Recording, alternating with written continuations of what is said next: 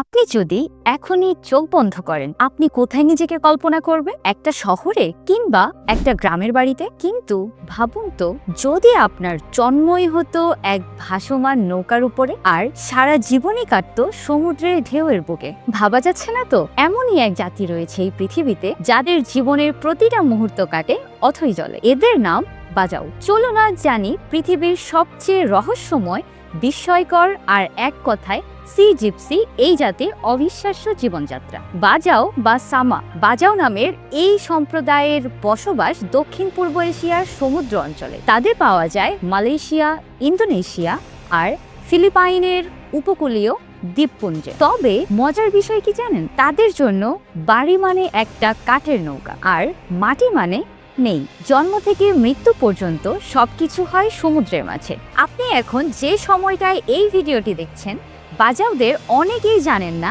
আজ কি দিন। তারা জানেই না বয়স মানে কি, কারণ আধুনিক সভ্যতার আলো ওদের গায়ে লাগেইনি এখনো। ওরা যেন এই পৃথিবীতেই বসবাস করা এক ভিন্ন গ্রহের মানুষ।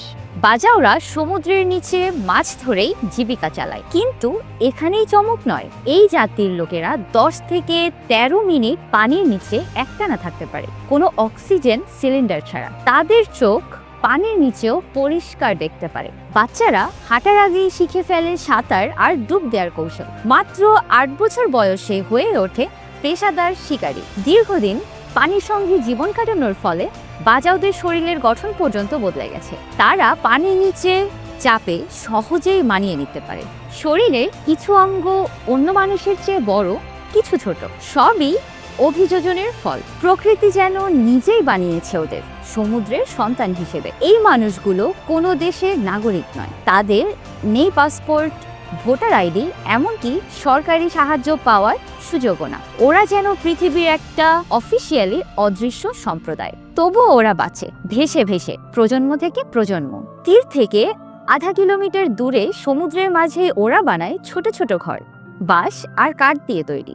ঘরের নিচে দিয়ে ঢেউ বয়ে যায়, নৌকা করেই এই ঘর থেকে ও ঘর যাওয়া।